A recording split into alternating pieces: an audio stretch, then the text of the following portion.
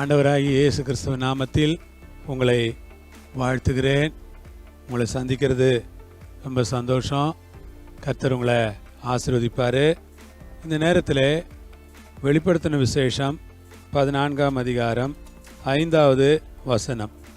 இவர்களுடைய வாயிலே கபடம் காணப்படவில்லை, இவர்கள் தேவனுடைய சிங்காசனத்திற்கு முன்பாக மாசில்லாதவர்களாய் இருக்கிறார்கள்.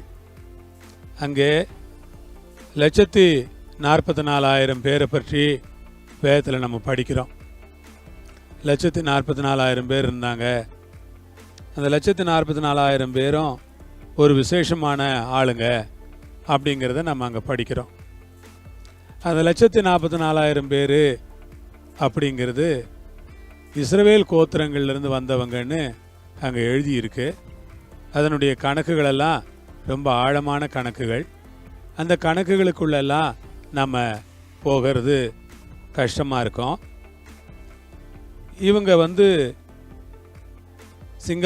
சிங்காசனத்துக்கு முன்னால் நிற்கிறவங்க, புதுப்பாட்டு பாடுறவங்க, மீட்டு கொள்ளப்பட்ட மக்கள் இவங்க, ஸ்திரீகளால் கரைபடாதவங்க இவங்க,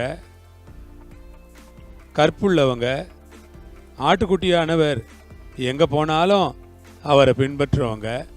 கர்த்தருக்கு ஸ்தோத்திரம்.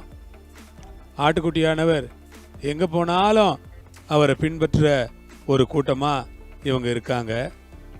இவர்கள் மனுஷரிலிருந்து தேவனுக்காக, ஆட்டுக்குட்டியானவருக்காக முதற் பலனாக மீட்டு கொள்ளப்பட்டவங்க.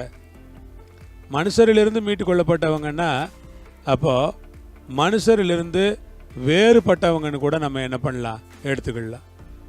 என்னை கேட்கிற அருமையான கர்த்தருடைய பிள்ளைகளுக்கு நான் சொல்கிறேன், இவங்க மனுஷர்லேருந்து மீட்டு கொள்ளப்பட்டவங்க மாத்திரம் இல்லை, மனுஷர்லேருந்து வேறுபட்டவங்களாகவும் இருக்கிறாங்க. இப்படி கரைபடாதவங்களா, கற்புள்ளவங்களா, ஆட்டுக்குட்டியானவரை பின்பற்றுறவங்களா, தேவனுக்காக ஆட்டுக்குட்டியானவருக்கு முதற் பலனா மீட்டு கொள்ளப்பட்டவங்களா இருக்கிற இவங்களை பற்றி என்ன சொல்கிறாரு? அவங்க வாயில் கபடம் காணப்படலை. ஆண்டவருக்கு ஸ்தோத்திரம். தேவனுடைய பிள்ளைகளே, நான் உங்களை இந்த நேரத்தில் உற்சாகப்படுத்துகிறேன். அவங்க வாயில் கபடம் இல்லாமல் இருந்துச்சா? இன்னைக்கு நம்ம எல்லாரும் கபடம் பேசுகிற ஆட்களை பார்க்குறோம். கபடம்னா முன்னால் ஒன்று, பின்னால் ஒன்று, வாயில் ஒன்று, உள்ளத்தில் ஒன்று. இப்படி பேசுகிற இந்த உலகத்தில், ஒருவரை கவிழ்க்க நினைக்கிற இந்த உலகத்தில், ஒருவரை முகஸ்துதி பேசி அவர்களை கவிழ்க்க நினைக்கிற இந்த பொல்லாத உலகத்தில், இந்த பயங்கரமான உலகத்தில் கர்த்தர் இங்கே எப்படி வச்சிருக்கிறாரு அப்படின்னு பார்த்தீங்கன்னா, கபடமில்லாத வாய் அங்கே இருக்குது.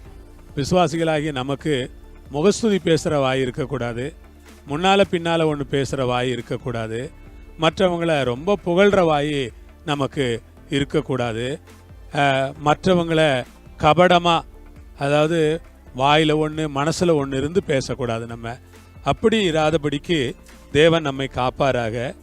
தேவனுடைய சிங்காசனத்திற்கு முன்பாக மாசில்லாதவர்கள். நாம் கர்த்தருடைய சிங்காசனத்துக்கு முன்னால் ஒரு மாசில்லா கூட்டத்தில் நாம் இருக்கணும்னு ஆசைப்படுங்க. மாசற்ற ஜனங்களாக வாழ தேவன் நம்ம கிருபை கொடுக்கணும்னு உங்களை தாழ்த்தி ஜெபம் பண்ணுங்க.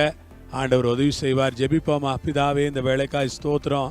இந்த நேரத்திலே நாங்கள் ஆண்டவரே உம்முடைய சமூகத்திலே கரைபடாதவர்களா, கற்புள்ளவர்களா, ஆட்டுக்குட்டியானவரை பின்பற்றுகிறவர்களா, தேவனுக்காக மீட்கப்பட்ட ஒரு ஜனமா, கபடம் இல்லாதவர்களா, கர்த்தருடைய சிங்காசனத்திற்கு முன்பாக மாசற்றவர்களாக இருக்க எங்களுக்கு உதவி செய்யும் என்று எங்களை தாழ்த்தி நாங்கள் ஜெபிக்கிறோம்.